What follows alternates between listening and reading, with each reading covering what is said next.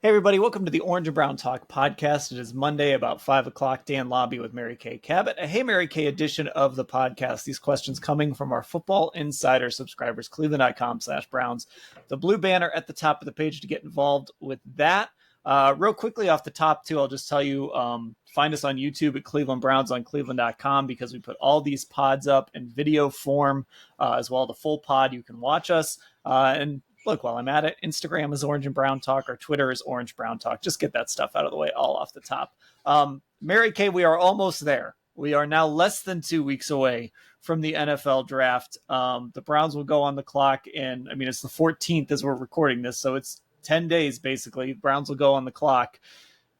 I'm about ready to figure out what they're going to do. This draft process, you kind of forget how long it is until you're back in it because we haven't been in it this deep, really. And you've mentioned it before, because it's a quarterback draft, it carries that much more weight. I kind of forgot, missing those reps the last 3 years, I kind of forgot just how long this process can feel sometimes. Yeah, we really caught a break the past few years in not having to have a really high draft pick and be so involved with this draft and having to do all the due diligence that we have to do on all of these players and everything. So it is a lot, but it's fun and we hope everyone's enjoying the content. But I was thinking, Dan, that this is the second last Hey MK before the draft. There's only one more after this next week. So we really are winding it down here, and less than 2 weeks to go. I cannot believe it. Who are they going to end up with? Yeah, it's one of those things that's just been so crazy. Like, it actually, even though, like I said, it feels long, it has kind of gone quickly because of everything we've had to keep track of. And I'll admit, I did kind of miss it a little bit because it makes the off season a little bit more interesting because it can start to feel, the off season can start to get a little boring as you go along. So at least we've had this. And so we will start with a draft question. This comes from Scott Mandel in Los Angeles, and it is about Shedeur Sanders. Hey, Mary Kay, I believe that decision-making and processing skills are the most important QB traits in today's NFL, more than physical ability or size. In that respect, wouldn't Shedeur Sanders be the most logical choice for the Browns? You don't win championships with defensive ends or wide receivers. Well, I will tell you, I have stuck to my guns all the way up to about this point on Shedeur Sanders. And I have to say, now I am starting to waffle. In my mind, up to this point, it has always been see quarterback, get quarterback. The Browns have an opportunity to get one of the two best quarterbacks in this draft. They will have a clear shot at Shedeur Sanders. And why not take a chance, even if you're not 100% sure on him, and roll with it? But now I'm really starting to have some second thoughts.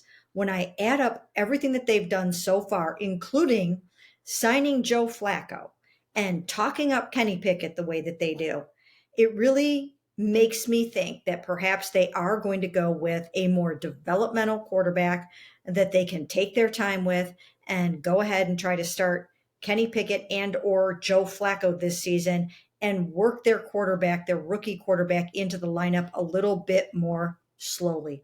That's the vibe. That's the feeling I'm getting. It's not anything stated. The Browns haven't even said anything about this draft for a couple of weeks. We talked to them at the NFL annual meetings a couple of weeks ago, but it's not anything that they have said since then that has me feeling like this.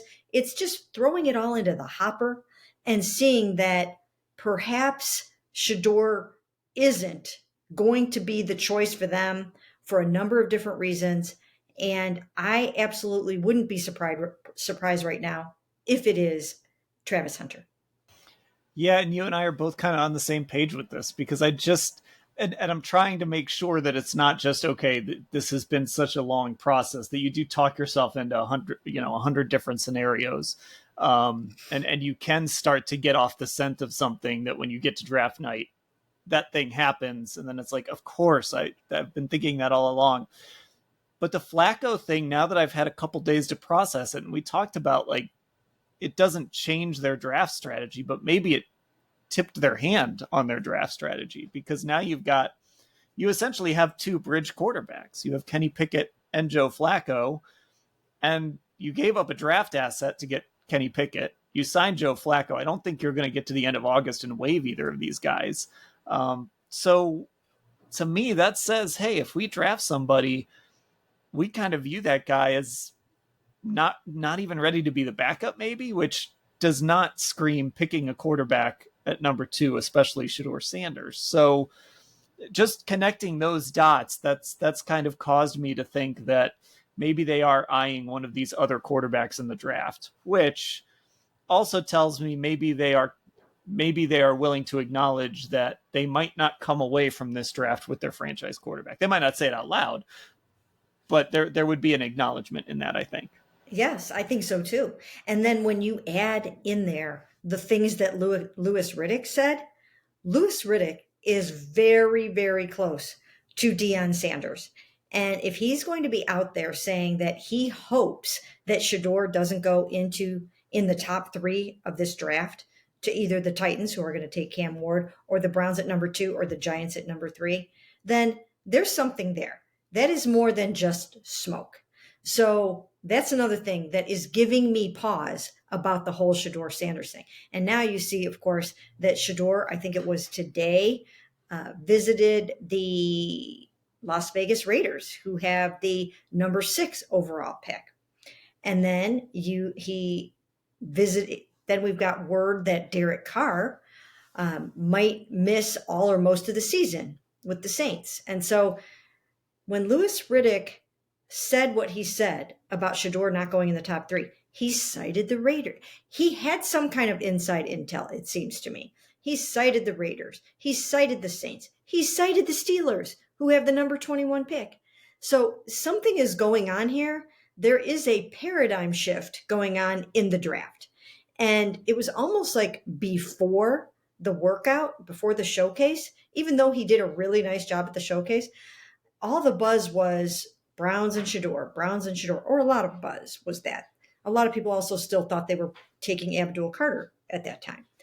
But now it just seems like people are really off the Shedeur scent for the Cleveland Browns, and not just people on the periphery, but people kind of on the inside, like Louis Riddick. And it seems like, too, I mean, just to connect another dot here, it seems like if they were, there's not a lot of benefit to people being off that scent, I guess. Because if like they were just going to take Shedeur, it wouldn't really matter. They wouldn't have to move around to get him. They could just take him at 2. And if they don't want to take him, people being off that scent kind of hurts them, because maybe you get somebody to trade up who, maybe get the Giants to move up a spot or get the Raiders to move up a few spots. So I would imagine they don't even necessarily want that to be the case. But just kind of connecting those dots, it feels like I'm with you. I'm starting to waffle a little bit on this as well. And to Scott's point, in our question, he talks about the decision making and the processing skills. I think that's what people have pointed to with Shedeur. But sort of the weird flip side of that is, one of the criticisms of him is, well, maybe he doesn't process as quickly as people think. Maybe, I don't think there's been questions about his decision making. He takes some bad sacks, but maybe the processing isn't quite as quick. And there were a lot of completions behind the line of scrimmage and things like that. I don't 100% agree with those criticisms. I do see that stuff, and those are the things that give me pause with Shedeur. But just to address that question directly, well, it seems like, well, maybe Shedeur checks all those boxes. Maybe the Browns are watching him and saying, I don't know if he does. Well, I don't know if it's that, and it could be. I don't know if it's that, or they're looking at the style of quarterback that he is. And because he is more of a drop back passer, he doesn't really necessarily have a whole bunch of size or a ton of arm strength for that kind of role in today's game. And he does have a tendency to drift backwards. And these are some things that he would have a hard time dealing with NFL pass rushers. If he doesn't have the size and he's not going to be getting rid of the ball as quickly as he's going to need to. You can be a great decision maker, but then you got to pull the trigger, and you've got to pull the trigger fast in the NFL. So maybe these are some of the things that they're looking at. And although, once again, I did see plenty of arm speed and arm strength on the deep ball, there were some wobblers on the shorter routes. And are teams looking at that and thinking, can he get the spin on the shorter passes and get those where they need to go in a hurry, or does he have what it takes to get that kind of revolution on the deep ball, but maybe not so much on a shorter out? I don't know. I don't know exactly what people are seeing or not seeing, but I will say that I have had a lot of people that I've talked to in the league that really question whether or not he's going to be able to be an elite quarterback in the NFL. And I just talked to somebody about this within the last 3 days. And somebody who was or is, I'll leave it nebulous, longtime scout in the NFL and knows exactly what they're talking about and exactly what they're looking at. And he said something to me to the effect of, I think he would scare the bejesus out of an NFL GM. And like everything else that has happened in the past week and a half, that also gave me pause, because the person that I was talking to, I trust what they're seeing. I trust their eyes. I trust their quarterback evaluation skills. And something has shifted and something has changed in the last week and a half. Now, I'm not taking him off the Browns' radar when, I keep writing the same thing, that it's Shedeur and Travis and Abdul. If I had to narrow it down to 3 players right now at number 2, it's those 3 guys. But I'm starting to really wonder if they would actually take Shedeur. So let's continue down this road with a question from Christian and Hudson, and it has to do with the Browns and potentially moving around in the draft. Hey, Mary Kay, how likely are the Browns to move their 2026 first-round pick to get back into the first round to select a quarterback? And of course, as talk about Shedeur dropping in the draft has picked up, this idea has gained steam. Would you trade back into the first round to potentially get, a falling Shedeur, or maybe you trade up for somebody else that you think is going to go in the first round? How likely would they be to give up a first round pick next year to do that? I don't think they would do that. It just doesn't seem like the analytics thing to do. I could see them trading back into the first round for a player, but not giving up their first round pick next year. They've gone way too long without first round picks. They know how valuable they are. Much easier to nail a first round pick than any other round. And I don't think that they would be prepared to do that for one of these particular quarterbacks. Now, if it were 2024, then perhaps they would give up a first round pick for one of those guys. But I don't know if you would be willing to do that for a Jackson Dart or a Jalen Milroe or a Tyler Shook. I just don't know if you'd be willing to do that. So I think that they would be more apt to probably stay put and see what they can get there at 33. But I just even wonder if there is a sense of urgency right now to get one of the top quarterbacks. Yeah, that's kind of the thing we got to figure out too. And just to this point of giving up a first round pick to move back into the first round and take a quarterback, I understand the idea of, well, you could get Travis Hunter or Abdul Carter and a quarterback, but it kind of comes back to what we've been talking about. If you love a quarterback that much that you would give up a first rounder next year, you kind of just have to take that guy at 2. And that first rounder next year could be valuable. As much as you'd love to have a Travis Hunter and Abdul Carter, that first rounder next year could be just as valuable to continue adding to your stable of weapons for whatever quarterback you draft this year if you took a guy at 2. So I'd be a little, I wouldn't be in the business of giving up a first round pick for a guy that I didn't believe in enough to not take him at 2, and then give up a first next year to move up and take him, later. There is one quarterback that I think I would be intrigued enough to give up something decent for to move back into the first round. I don't know if he's even going to fall far enough to be able to have a chance to do it. And it's a quarterback that would be a developmental prospect, but he has such unique traits that I think it might be worth taking at least a flyer on, or not even a flyer, but actually spending some resources on to see what you can get out of him. And that is Jalen Milroe. And I know that evaluations of Jalen Milroe are all over the place, but He is a raw talent. You cannot coach that type of 4.37 speed in a quarterback. You can't coach it. And he's got some really, really nice arm strength.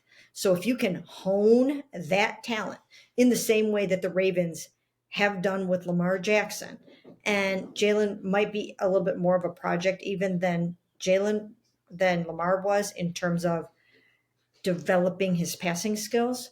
But there's something there that intrigues me. And I keep coming back to just wondering if he's not worth trying to find a way to get on your football team.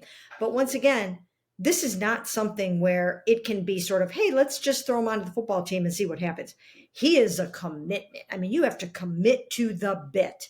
You have to be absolutely ready to do the same thing that the Ravens did with Lamar Jackson. And that is to say, we have a dual threat running quarterback who can run like the wind, and we're going to go with it. We're going to roll with it. We're going to build around that. We are going to coach around that. We are going to change our entire offense to be all about that. So that's what it would entail. Now, it might not have to happen this season. You could probably take him and ease your way into this a little bit, see how he does this year, and then move more towards that complete transformation of your offense next year, because you do have Kenny Pickett this year and you do have Joe Flacco this year. So he is one that I would be intrigued enough to try to do something with. Well, and I keep coming back to Joe Flacco when he was in Baltimore, lost his job to Lamar Jackson. So even the idea of, well, these quarterbacks are so different from what Milroe would be, I don't think that would preclude it. So I'm going to say this, and I've said on this podcast, I am not a huge Jalen Milroe fan. I'm not sure how it's going to look in the NFL, but kind of to the discussion we were starting to have, if you're going to start getting into this second tier of quarterbacks, so Jackson Dart and Tyler Shook and whoever else you want to throw in there, you want to start talking about Will Howard and Dylan Gabriel and all these guys. Why not? If you're going to, all of those guys are essentially like, maybe they work out, maybe they don't, because you wouldn't be taking them at 2, you'd be taking them later. And maybe you're just right back here in the same spot a year from now if you take one of those guys. So even for me, I'm kind of like, well, if that's what you're gonna do, why not just try it with Jalen Milroe then, instead of, like I said, I know Tyler Shook has been getting a lot of buzz, but do I want to take a 25-year-old who's played 7 years of college football and might not be ready week 1 to start in the NFL? Do I want to take that and see how that works out? Or do I want to just if I'm going to roll the dice, let's roll them big. I don't even know if that makes sense, but let's go let's go get Jalen Milroe and just see what happens. And by the way, he could be a weapon for you his rookie year. He might not be your starting quarterback, but he could be a weapon for you. So you could still find a use for him. Absolutely. And I think he's one of those players that, okay, it might not hit in the first year. Like you said, you could find some things for him to do with that kind of speed. And it might not even hit the second year, but he's still really young. You could get to the third year and the lights really start to come on, and you've added the right pieces around him and you have the right coaching staff for him. Of course, we know that Tommy Rees has already worked with him and knows how to work with him and what he's all about. So you would have some infrastructure in place. I think out of anybody, out of those second tier quarterbacks, I think that's probably what I would lean towards doing. Yeah, it's kind of again, if you're gonna go and buy a lottery ticket, buy one that's gonna win you a big prize. And if it hits, great. And you mentioned it, he is young. I just looked it up so I could see. So he's 22. He doesn't turn 23 until December. He seems like a guy he seems like he's got a good head on his shoulders, and he understands kind of what it would be, what that process would be, and like he could handle coming into a place where maybe he's not going to start right away and he's going to have to wait his turn. And I mean, there's worse guys to learn from than Joe Flacco and probably Kenny Pickett, who's been in the league for a few years now too. So yeah, I just think if you're not taking a guy at 2 who's going to be your surefire franchise quarterback, and you're going to take one of these second tier guys, bet on traits. Well, the other thing, Dan, is if you remember, I have talked to his pre-draft quarterbacks coach, and it's Jordan Palmer. And I think the world of Jordan Palmer. He's a great quarterbacks coach, and I talked to him a lot in 2018 about Josh Allen, who he was working with at that time, getting him ready for the draft.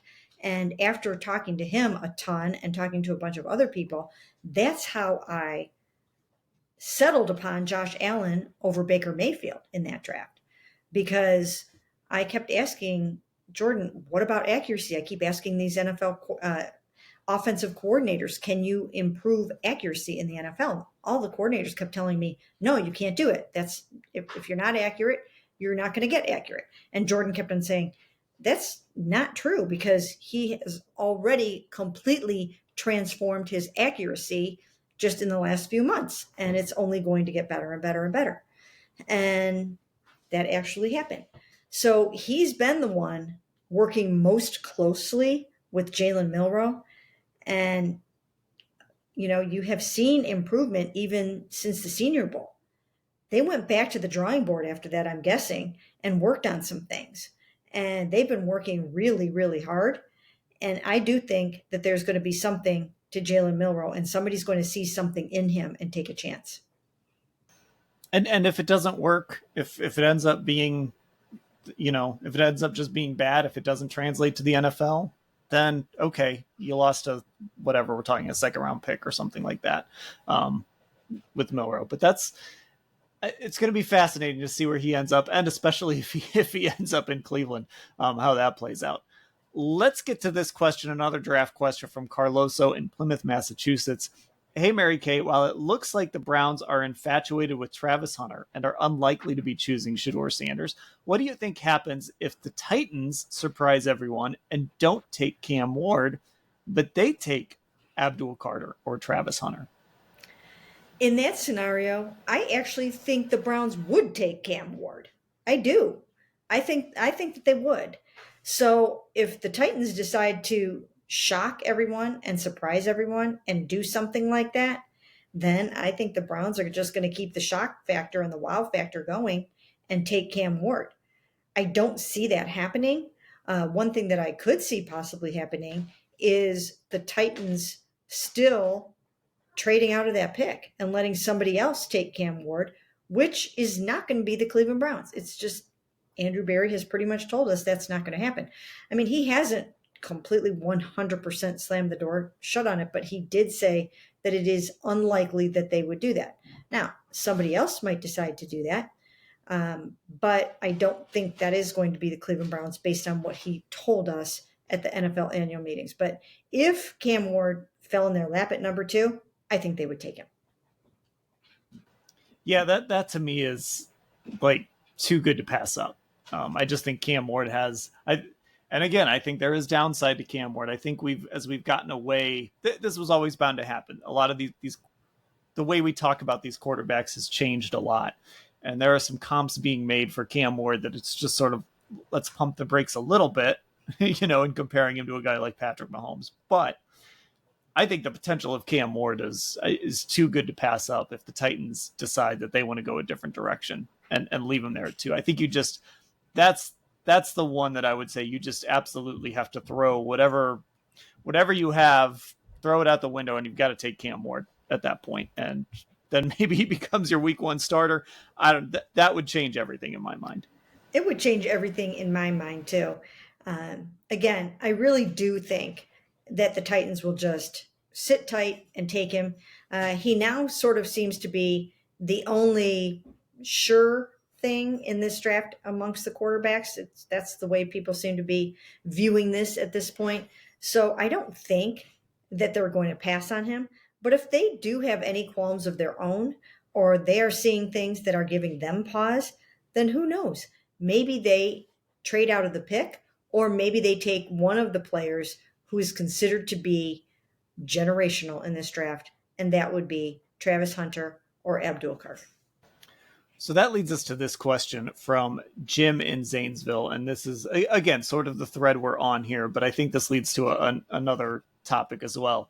Hey, Mary Kay, maybe the biggest draft yet for this front office. Why wouldn't you pick Travis Hunter, who is the highest rated player and a player that can help on both sides on day one? And I think it's interesting because when he says it's the biggest draft yet for this front office, probably right. So take the best player, take a guy that you know is going to contribute, maybe kick the can on quarterback down the road a little bit and buy yourself a little more time. I could see a front office and a coaching staff talking themselves into that. I could too. And I think the reason why I feel this way more than anything is because of the way they're talking about Kenny Pickett and because of the way Kenny Pickett is talking about himself. He's out there saying that he basically plans to be the Browns starting quarterback this season.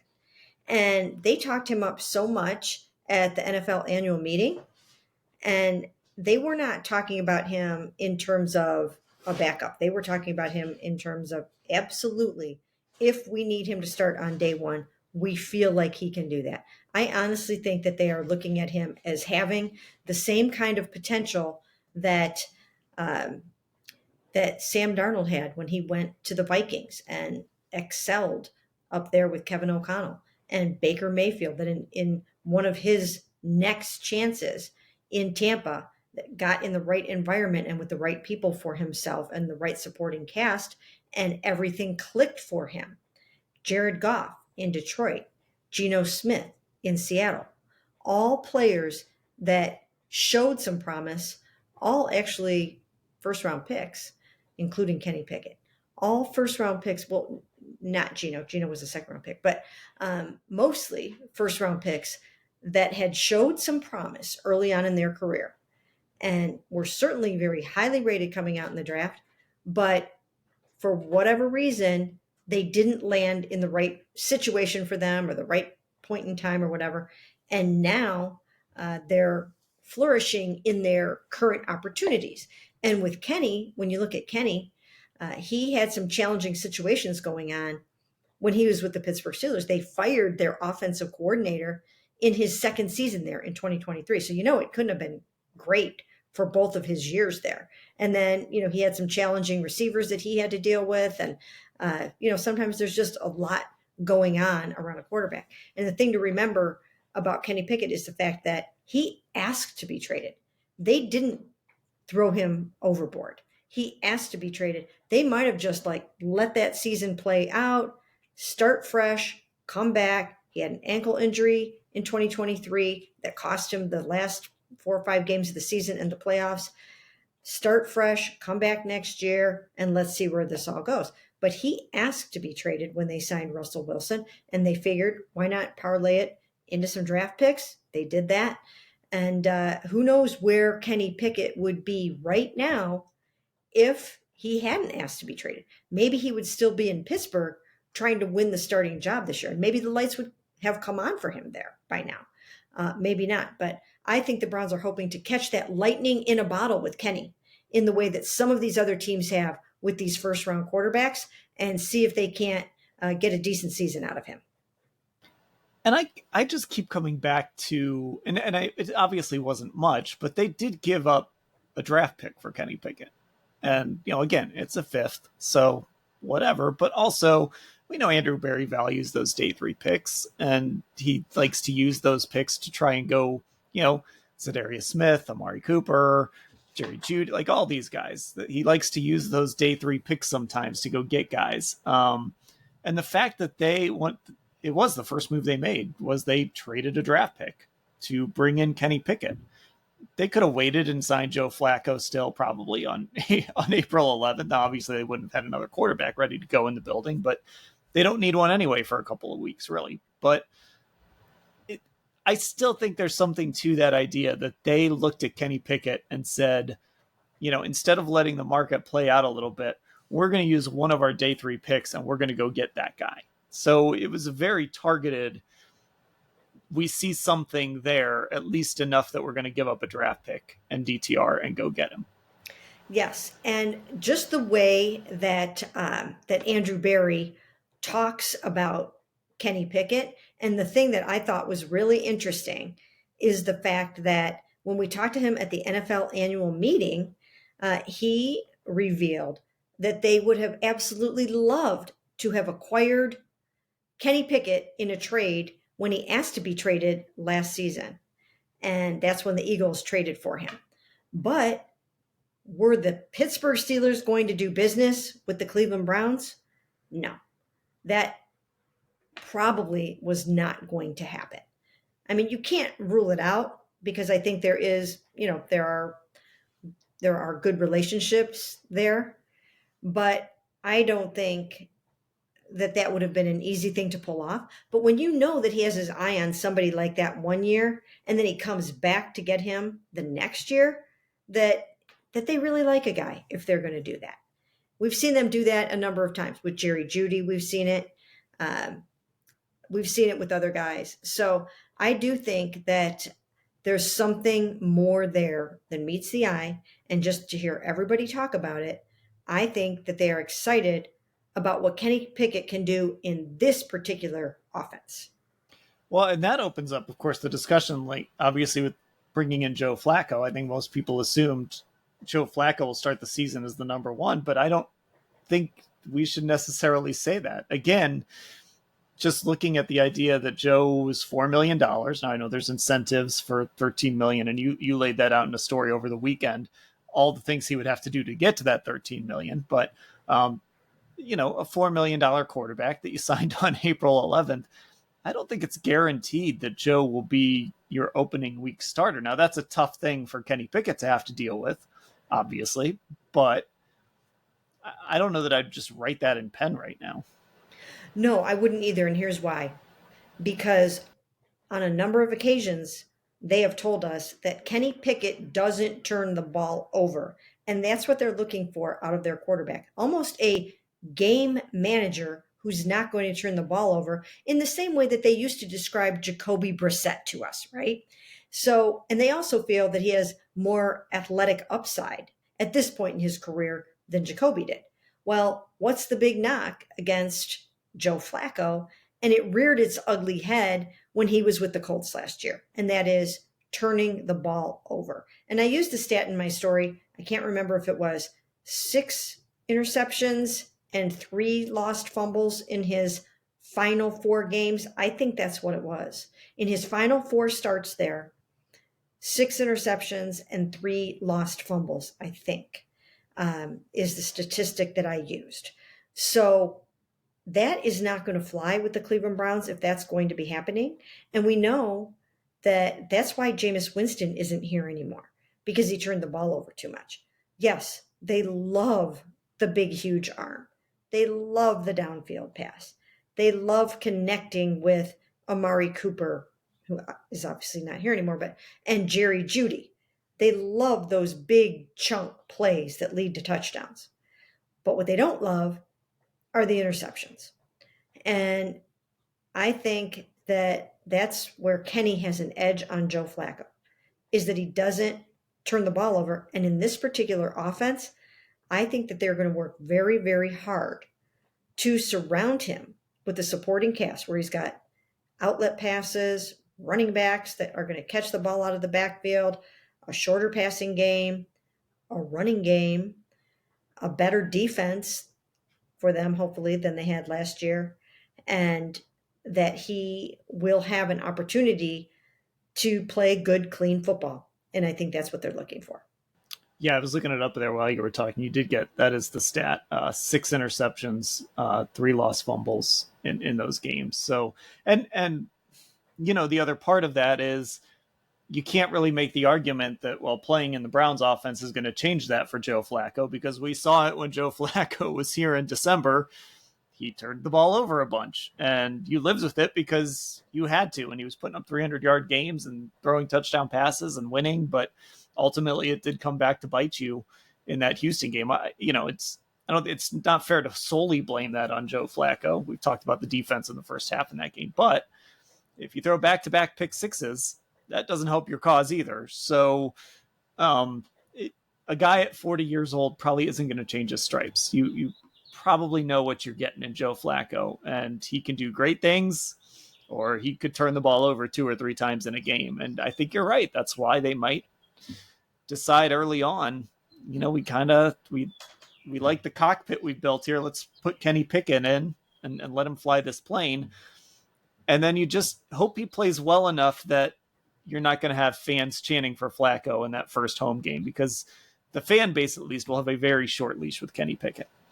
Oh, absolutely. And I think it's going to be an open competition, like I wrote the other day. I think it'll be an open competition in camp and let the best man win. And it's hard in preseason to actually really determine what's going to happen when you're in real live games.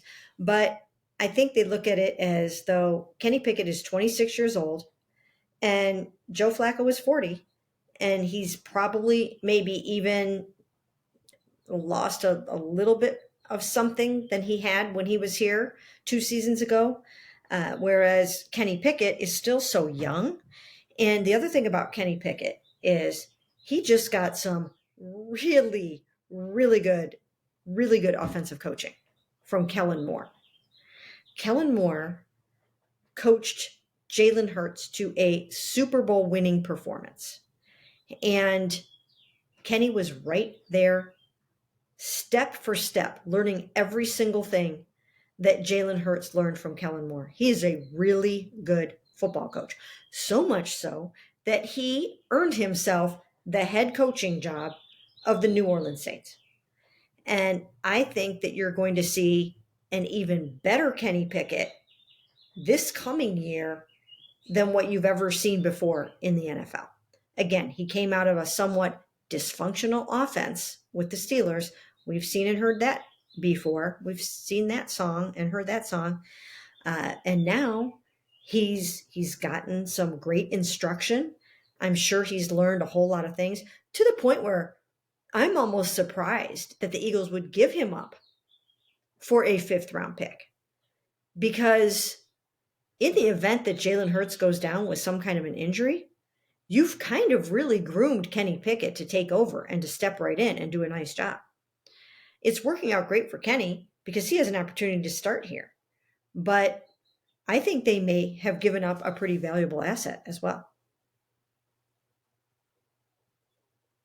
Yeah, that's interesting. And that's maybe part of what gives you a little bit of pause with Kenny as well.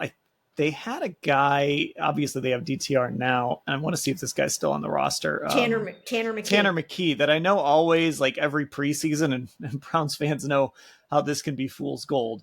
Yeah, he is still on the roster. I know every preseason he like lights it up. And Eagles fans just love the guy. But still, there's some risk there. If you're like, well, this guy that's lit it up in the preseason, we're going to make him our backup. We've seen the Browns make that mistake before. So that it is interesting that they didn't want to keep the veteran option around, especially because he's so cheap. He's got 1 year left on his deal. I don't know. I don't know if that's a good thing or a bad thing for the Browns. I guess we'll find out. I know. It's puzzling, actually, because if he has that much potential, why let him walk out your door? But maybe to them, a 5th-round pick and Dorian Thompson-Robinson was valuable enough, and they know that Jalen Hurts is their quarterback of the future, and they were able to parlay this into an asset for themselves and some draft currency, and so why not? But maybe Andrew strong-armed his twin brother Adam into making this deal. Maybe this was a family affair, but it certainly could work out to the Browns' benefit if they get that much better version of Kenny Pickett that they think they're going to get. And it's adding up to me to be that's what they think is going to happen. Okay, one more question. This does not have anything to do with quarterbacks, but it does have to do with a fan favorite potentially coming back to the team. I feel like we get this question every week or two, but it's always worth asking until there's resolution. Dan from Moreland Hills. Hey, Mary Kay, given the flurry of recent activity, why isn't Nick Chubb a Brown yet? Well, I think they want to get through the draft and see how that goes. And I still think that Nick Chubb is probably going to end up back with the Cleveland Browns. But I think they kind of want to just get through the draft, see how it all goes. And I don't think it's going to change anything about how they feel about Nick Chubb unless they end up drafting two running backs and that they don't really see an opportunity for him or a role for him. But I still think it's sort of shaping up for him to be back here. I do think that they will draft a really good running back, and I think they should. And I think they should take one fairly high. I I'm not usually like that, but in this particular case, I think that they should get a really good running back in the second round, in the third round, something like that.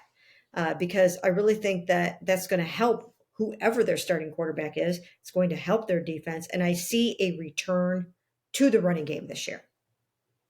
Yeah, and it's interesting because I keep thinking about, every time I do a mock draft or something, I kind of go through this problem. There's like 5 positions you want to address on days 1 and 2 of the draft. You don't have, you only have so many picks. So, they just had Mason Taylor in for a visit, who's a guy I really like. He's probably an early second round guy. I don't know, maybe he gets into the first round. I don't know, but he's probably an early second round guy. So now if they took him at 33 or traded back a little and took him in the 40s, that's okay. You still need to maybe add an edge rusher. You still need to maybe add a receiver, depending what you do at 2. You still need to add that quarterback. Like, maybe you get yourself in a situation where you went into it thinking we're going to get, Travion Henderson in the second round. We're going to get a really good back on day 2. And then it just works out that the board and the need never quite align.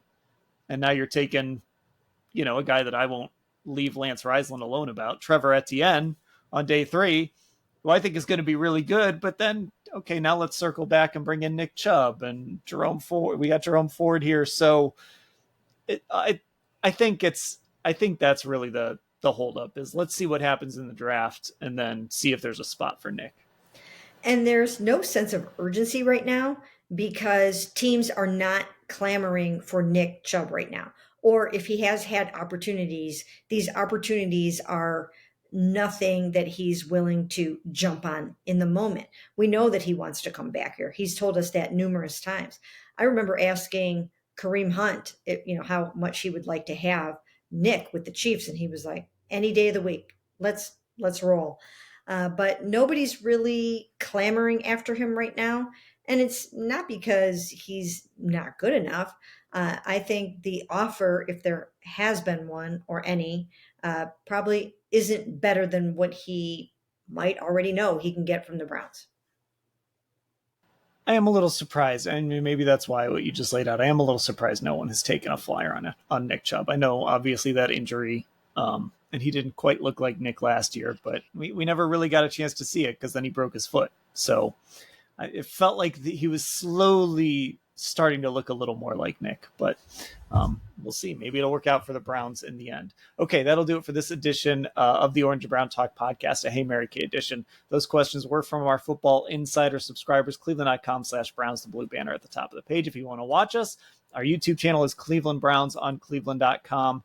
Instagram, Orange and Brown Talk, and our Twitter is Orange Brown Talk. Mary Kay, I'll talk to you later. Sounds great.